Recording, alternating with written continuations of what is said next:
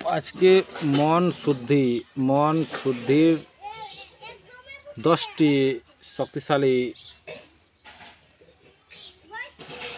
মন্ত্র আপনাদের আমি বলবো, যে 10টি মন্ত্র উচ্চারণ করলেই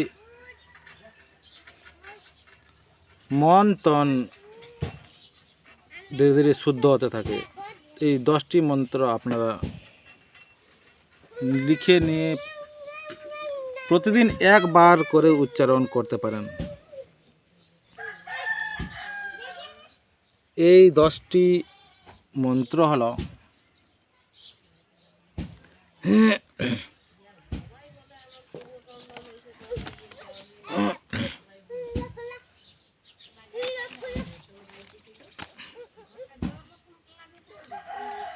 যে মন্ত্রগুলি আপনারা প্রতিদিন নিত্যকর্ম করে উচ্চারণ করতে পারেন। এই মন্ত্রগুলি, এই 10টি মন্ত্র ঘুম থেকে ওঠার সময় আপনারা উচ্চারণ করতে পারেন, আর স্নানের সময় আপনারা এই 10টি মন্ত্র উচ্চারণ করতে পারেন, কিংবা রাত্রি শোবার সময় এই 10টি মন শুদ্ধি মন্ত্র আপনারা উচ্চারণ করতে পারেন। এই মন্ত্রের সাহায্যে মন তন ধীরে ধীরে শুদ্ধ হতে থাকে। সেই 10টি যে মন্ত্র, সেই মন্ত্রগুলি হলো: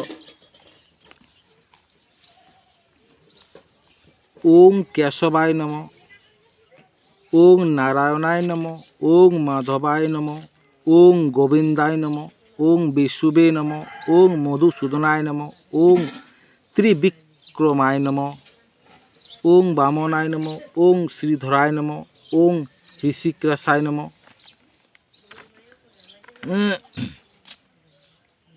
ওং দামোদরায় নমঃ। আপনারা এই মন্ত্রগুলি উচ্চারণ করুন। উচ্চারণ করার পরে আপনাদের মনের যে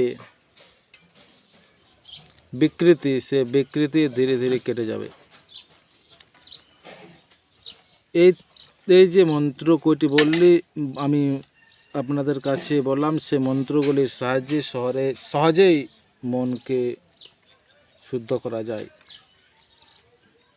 এই মন্ত্রগুলি আপনারা উচ্চারণ করুন, আপনাদের মন সহজেই শুদ্ধ হয়ে যাবে। আরেকটি যে মন্ত্র রয়েছে, সে মন্ত্রটি আপনাদের বলছি। সে মন্ত্রটি সকলের পরিচিত মন্ত্র, যে মন্ত্রটি আপনারা উচ্চারণ করতে পারেন: পাপহঙ্গ পাপ কর্মাহাং পাপাত্মা পাপ সম্ভব ত্রাহিমাং পুণ্ডলিকাক্ষাং সর্ব পাপ হরহরি। এই যে এই মন্ত্রটির মাধ্যমে আপনারা মন শুদ্ধ করতে পারেন।